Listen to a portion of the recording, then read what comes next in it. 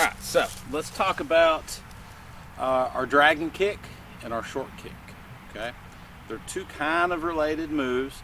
They are kicks in that we use our legs, but I'm not as worried about getting high. Matter of fact, they're designed to be kind of a low level kicks. So this right here is going to be my pretend bad guy or my pretend opponent's leg. And I'm going to try to do this so that you can see my footwork in this. So, I've got whatever stance I want. Let's say I'm right side forward. Alright, actually let's move this camera back just a little bit.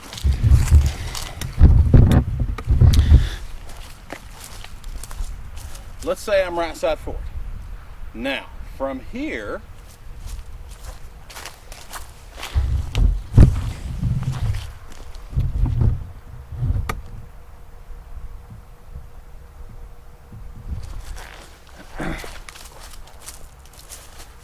what we're going to do is, let's pretend they kick at me, okay? So with our short kick, that's how we're going to stop their kick. It does not chamber this kick. So like you might see like a side kick. Might come up, chamber, extend, rechamber, and then down. We're not going to do that. Instead, we just come up almost straight. Our knee just bends a little, and then just thrust down with the heel or the midfoot. Then back. Back.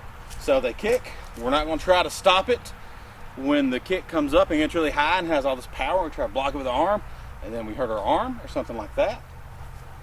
Instead, we stop it right at the beginning. Now, this is a very hard kick to master, so be very careful with it. Train it. You have to train a lot. I suggest with another person. So, boom. There. Now, you can also do it as a setup for a combination.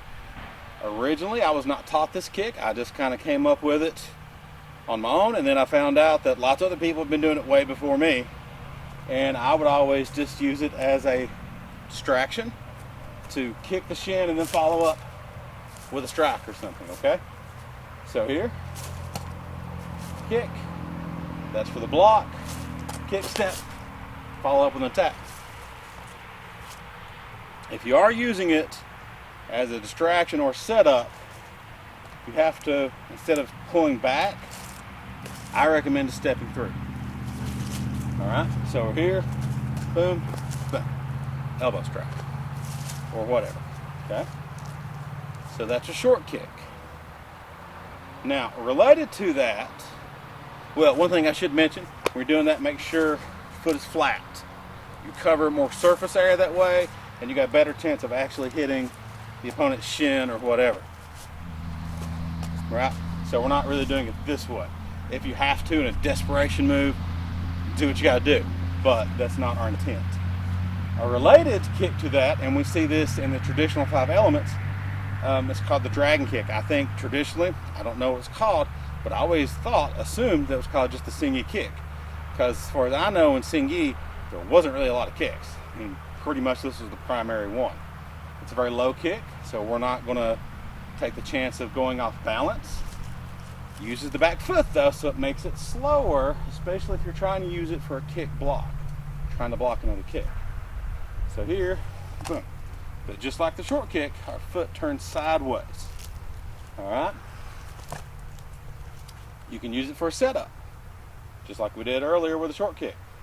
Boom. But then step through, block, and strike. That's if I'm stepping to that outside. Here, you have to pull it back a little bit, step to the inside. Or just blocking the kick.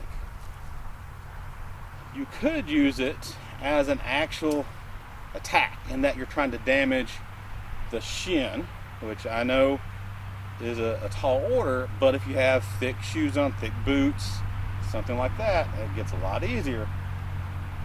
Or going for the knee. You can chamber it if you're going up a high move.